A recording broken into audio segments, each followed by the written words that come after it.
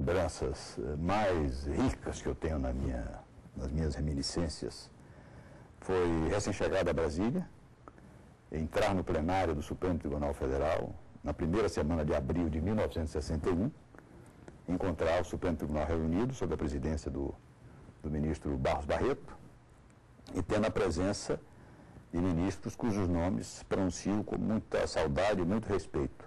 Álvaro Botelho Ribeiro da Costa, Ari Franco, Antônio Martins Vilas Boas, Cândido Mota Filho, Antônio Gonçalves de Oliveira, Luiz Galotti, Vitor Mendes Leal. Ele cativava pela simplicidade, pela modéstia, pelo encanto pessoal. Eram essas personalidades que marcam você desde o primeiro momento.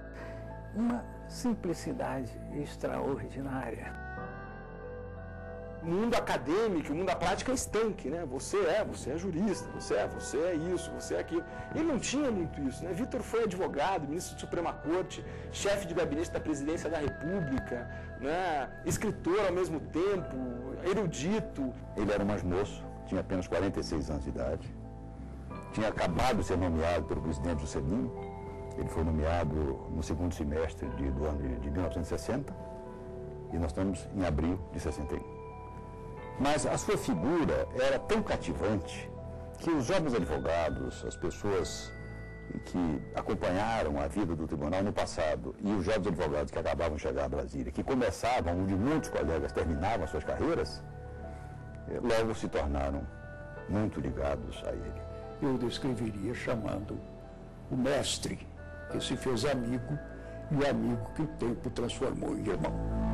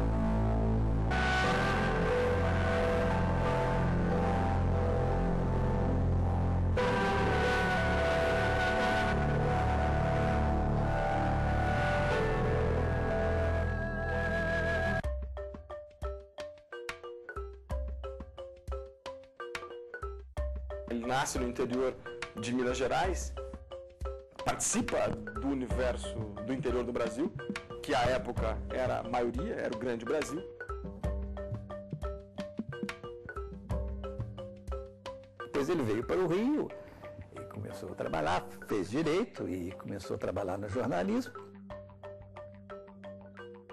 Aí entrou para a Faculdade Nacional de Filosofia, que hoje é parte da Universidade a antiga Universidade do Brasil, que hoje é federal do Rio de Janeiro.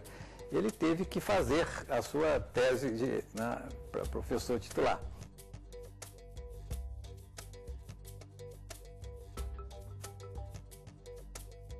Esse livro aqui que eu queria então mostrar, que foi a tese de concurso com que ele ganhou a cátedra de Política da Faculdade Nacional de Filosofia, né? Essa é Entregou esta tese, com a qual conquistou a cátedra de Ciência Política, alguns anos depois de ter iniciado a sua atividade docente, com o título acadêmico de Município do Regime Representativo no Brasil, mas que se tornaria célebre com o título das suas edições comerciais, que é O Coronelismo Inchada em Voto. Ele depois então editou uma edição comercial que ganhou o título conhecido Coronelismo Inchada em Voto, que foi indicação do amigo dele, que era um publicitário da época, me falar que só com esse título você não vai ver nenhum exemplar do seu livro, tem um título expressivo. E ficou realmente marcado esse título. E com isso ele pegou essa experiência e transformou isso numa análise do Brasil que era absolutamente original naquela época. Original pela maneira como ele interpretou ele ele combinava o uso de dados, inclusive quantitativos, com uma interpretação do coronelismo que ninguém tinha dado antes. Que todo mundo antes chamava coronel o quê? Coronel é um mandão local, etc.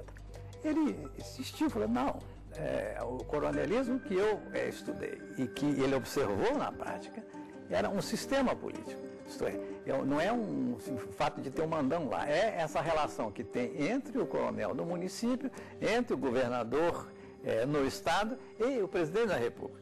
Então, essa ideia de coronelismo como sistema, isso foi um achado grande. Porque até então, a grande maioria dos escritores brasileiros eram os eruditos, enciclopedistas, etc. E ele não, ele parte do empirismo, ele parte do pragmatismo, de conceitos fechados, não escrevendo sobre tudo, apesar de que, evidente, um homem absolutamente erudito. Quer dizer, ele não tinha a pompa, não era um pseudo, na verdade, era o cara que podia fazer isso e fez. Numa ocasião ele se encontrou comigo, você vai ver, fulano de tal, que era um diplomata que estava em Londres, me trouxe uma proposta para fazer edição do coronelismo em inglês. Mas ele já saiu de Londres, eu não sei o que eu vou fazer. Eu disse, olha, doutor, eu me incumbo do assunto, né? E realmente, nesse ponto, ele aceitou, achou importante o livro ser traduzido para o inglês. E aqui é a capa, que é muito curiosa. Essa capa daqui. O editor inglês, eu me conhecia bem no Brasil e queria uma capa bem típica do tema, né? E foi justamente essa revista que eu falei há pouco, Estudos Políticos, Dr. Rolando Carvalho, que obteve essa fotografia bem típica da ONU, soldados e os leitores. Né? E realmente ele teve uma grande alegria com essa edição e teve muita repercussão na Inglaterra, nos estudos brasileiros. E ele mesmo disse que isso iria acabar quando? Quando a modernidade chegasse nesse interior. Qual modernidade? A modernidade de cada vez mais emancipar o homem pobre do interior, que cada vez mais precisaria menos do coronel. As situações reais de modernidade começam a chegar. E o que são as situações reais de modernidade? São basicamente as emancipações mínimas populares. Não é? Quer dizer, alguém não depender do outro para viver. Quando o Vitor foi chefe da Casa Civil, Darcy Ribeiro, ele e Anísio Teixeira começaram a sonhar com a Universidade da nova capital em construção, que sofria objeções dentro do próprio governo. A partir de Israel Pinheiro, chefe da construção, primeiro prefeito da nova capital, que argumentava com Vitor Nunes, com Juscelino, mas como nós saímos do Rio de Janeiro, onde a UNE ficava atrás do Palácio do Catete, e vamos criar uma nova capital, onde a universidade também ficará atrás do Palácio. Então, é apenas transferir a bagunça do Rio de Janeiro para o Brasil. E conta Vitor que um dia que ouvira a história de Oswaldo Trigueiro, que também depois seria ministro do Supremo, e um dia, numa das viagens de avião com Juscelino, toca no problema da Universidade de Brasília e diz, meu Deus, eu não aguento mais o Darcy. O Darcy já entrara até no banheiro dele, onde ele fazia a barba, com o projeto pronto, etc. Darcy era realmente uma metralhadora verbal, ele, na expressão de Vera Brant, que tem uma deliciosa biografia de Darcy. Darcy fala mais rápido que pensa, pensa mais rápido que fala. Mas ele dizia, você sabe que o problema está difícil, Israel é visceralmente contra. E o Vitor disse, presidente, sou eu para entrar nessa briga. Mas outro dia me contaram a história de Thomas Jefferson. Ele, já nos últimos dias, pede-lhe que escreva o que quiser, que se ponha em seu epitáfio. E ele, que fora presidente da República, que fora embaixador, que fora um dos principais constituintes dos Estados Unidos, escreveu apenas: redigi a Declaração de Liberdades e fundou a Universidade da Virgínia. Deu mais importância, assim, à criação da universidade do que à presidência da República. Juscelino falou: isso é verdade mesmo? Ué, e o projeto está pronto? Vamos enviá-lo imediatamente. Em cada tijolo da UNB tem um sonho ali, um sonho pedagógico, que é um sonho de fazer com que o direito não se isole. Né? Quer dizer, é comum nas faculdades de direito, especialmente do Brasil, e um pouco do mundo até, as faculdades de direito serem absolutamente isoladas, né? Especialmente nos países de civil law, que é o nosso. Isso é, as faculdades de direito elas são sempre em outros prédios, o professor que dá a introdução à filosofia no direito é um professor do direito, quer dizer, o direito é muito encastelado. E o Vitor, quando pensa a UNB, em especial pensa a faculdade de Direito, ele pensa a faculdade de Direito estando absolutamente inserida, próxima, colada, braço a braço, ombro a ombro com as outras faculdades.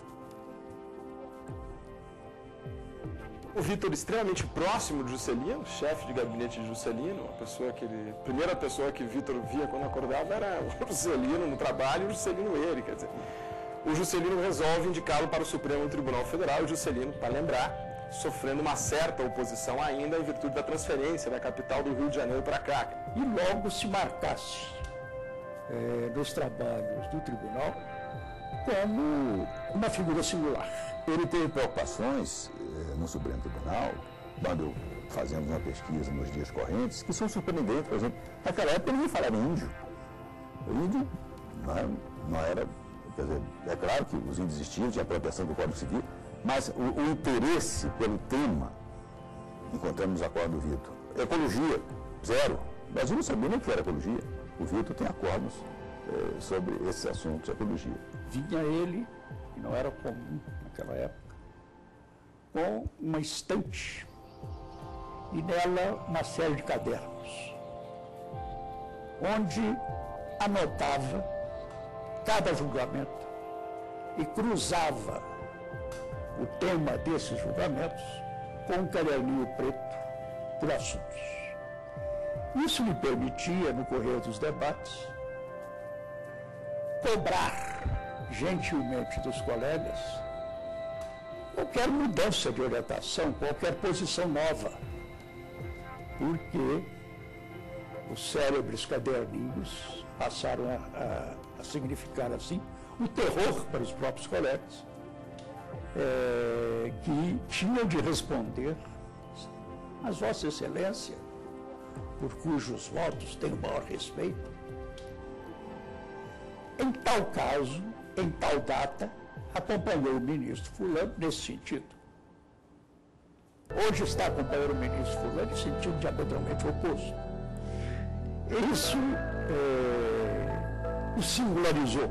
Eu tive a oportunidade de estudar de forma mais profunda a contribuição do ministro por ocasião do concurso Vitor Nunes Leal de monografias jurídicas promovido pelo Instituto Vitor Nunes Leal, e ele comparava o grande volume de trabalho do Supremo a uma máquina de fazer juízes estivadores, né, que era uma realidade da época. Que quando ele chegou no Supremo Tribunal Federal e ele viu aquela quantidade de processos, na época eram só 7.000 que eles julgavam por ano, você imagina hoje em dia, né, o quanto que o Supremo não julga por ano de processo.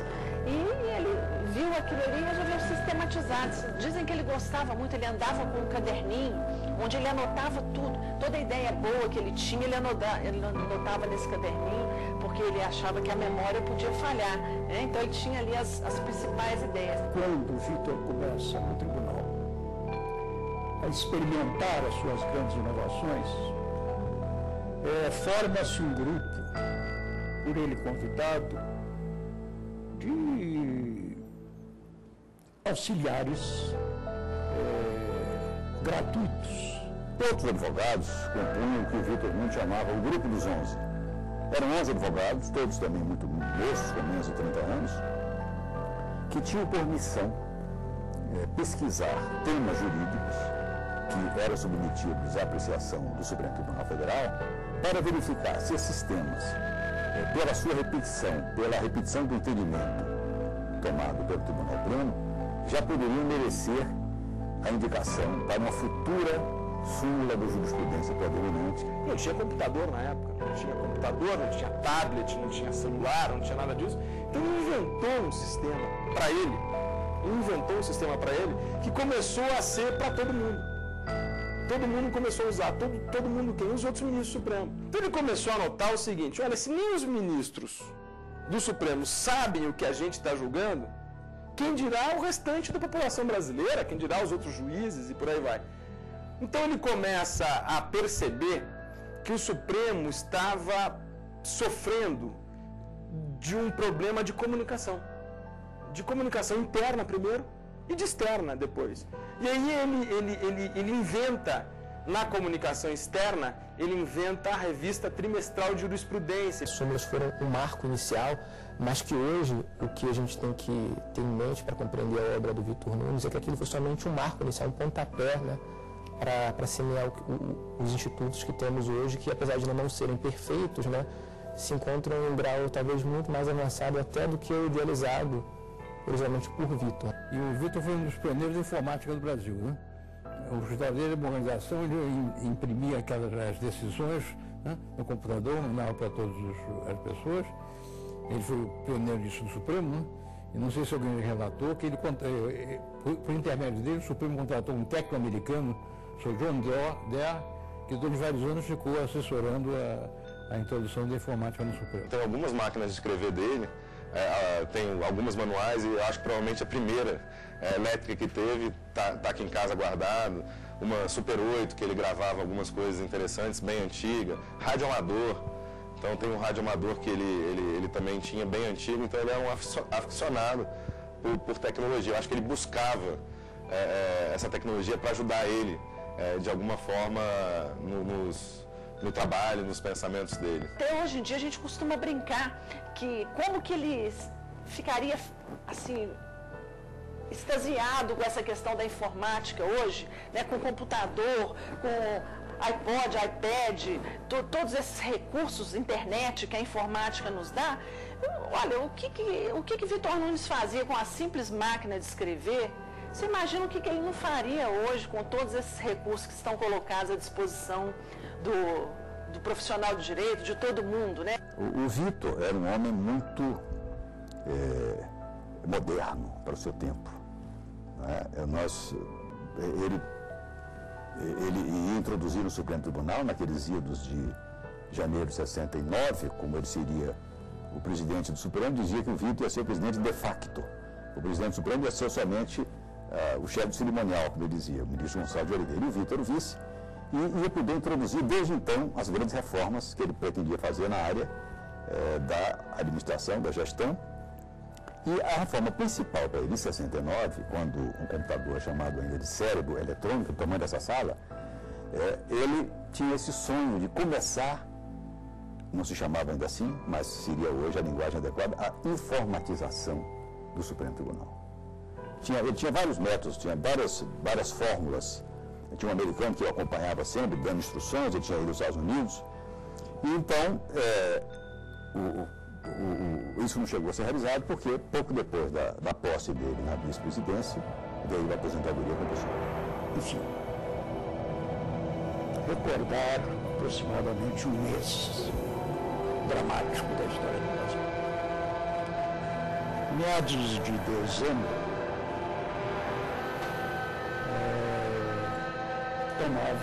tomavam posse a presidência e a vice-presidência do Supremo Tribunal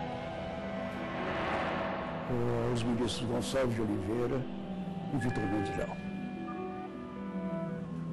A casa apinhada com o ouvido nos boatos que vinham da Câmara de Deputados.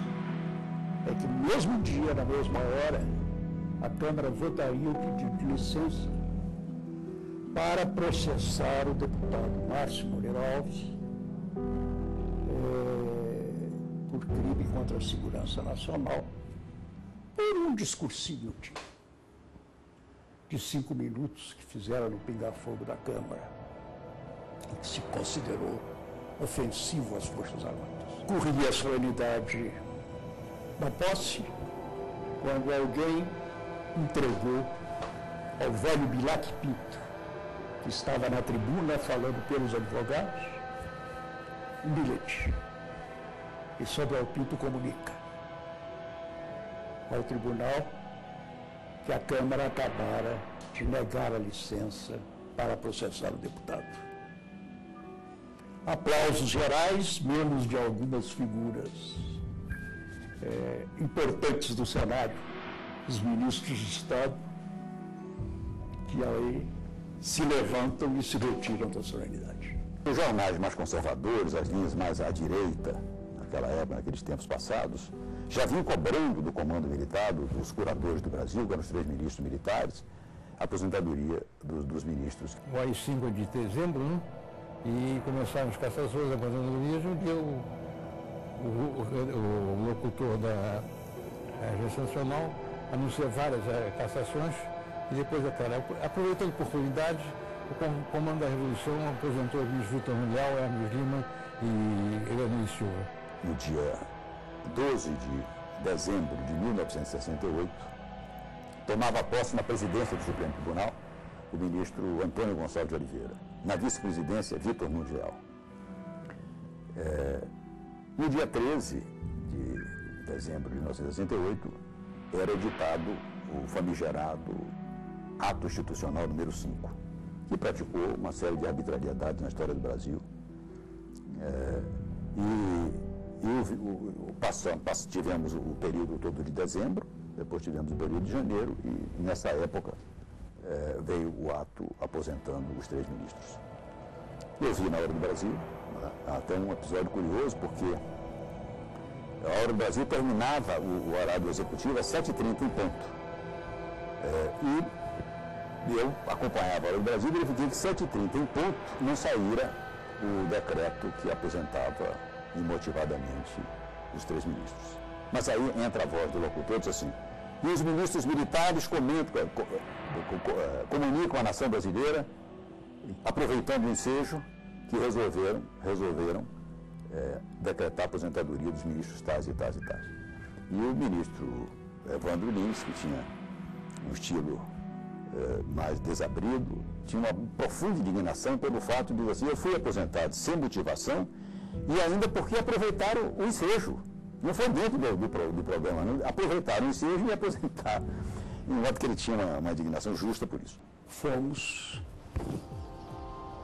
para a casa de Vitor Nunes, que então morava na Península dos Mares. E ele então nos conta como ele próprio recebera a notícia da cassação.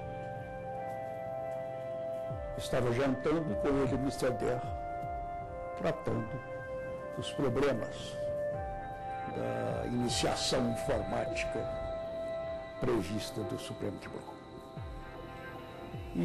Mas, enquanto conversava, Vitor Nunes mantinha com baixo volume o rádio. E ouvia o relatório das cassações, até que, afinal, aproveitou-se a oportunidade para anunciar a cassação dos 3 ministros. Então, Vitor se dirige a Mr. Der: bem, a nossa conversa está muito interessante. Se o senhor quiser, poderemos continuá-la, mas não mais com o ministro do Supremo. E ao falar, ele discorria com a naturalidade como se não fosse com ele. E nós sabemos todos o sentimento de grande injustiça que ele, com o qual ele recebera essa notícia triste. E ali virou-se para um dos nossos colegas, que havia sido colega dele no escritório de um notável advogado, doutor Dario de Almeida Magalhães, no Rio de Janeiro, chamado Cláudio Pena Lacombe, aqui em Brasília, e disse: Cláudio, tem lugar para mim no seu escritório? Se tiver, amanhã estarei lá às 8h30. Eu trabalhava nesse escritório com Cláudio Pena Lacombe nesse ano de 1969. Estivemos juntos desde que eu cheguei em Brasília. E no dia seguinte, às 8h30, estava lá o Vitor Nunes para começar uma nova fase na vida dele, carregando os memoriais, cheio de ideias. Estabeleceu-se então uma parceria que durou até 1985, foi o ano da morte dele. O escritório era composto por Cláudio Pena Lacombe, José Guilherme Vilela, José Paulo Sepúlveda Pertence, eu próprio e o Vitor. obedecia da ordem alfabética que ele exigia, porque ele sabia que ele, sendo letra V, ele estava sempre em último lugar, dentro dessa visão que ele tanto apreciava, de não precisar apresentar-se como sendo o patrono, o comandante, a pessoa que estava na linha de frente. Veio ao Rio, Vitor, com um problema de vesícula, que se resolvera fazer uma cirurgia, e fico no hospital até meia-noite. E ele muito tranquilo, conversando sobre a outra missão que teríamos em comum. Estávamos os dois incluídos entre os integrantes do que se viria a chamar a Comissão Afonso Arinos, que seria a comissão ainda pensada por Tancredo Neves para elaborar o primeiro anteprojeto da Constituição para a Assembleia Constituinte que se pretendia convocar.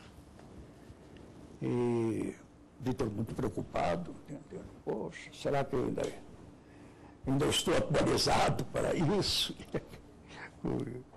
E deixei-o, não o vi mais. Continuei no Rio de Janeiro alguns dias, voltei a Brasília, voltei, mas a operação deu complicações várias e ele viria a morrer em 17 de maio de 1985, quando acabava de fazer, em novembro, no último ano, acabava de fazer 70 anos, estava no auge da sua maturidade intelectual e parecia-nos física.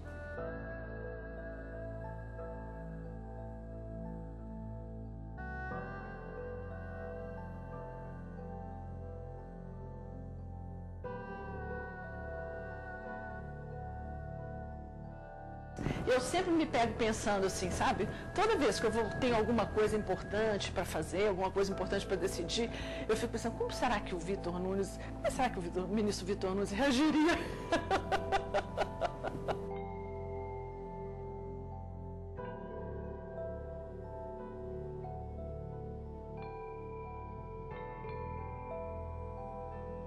Até hoje guardo, tendo-lhe a figura no meu gabinete de trabalho, com quem às vezes dá vontade de dialogar e desfazer dúvidas.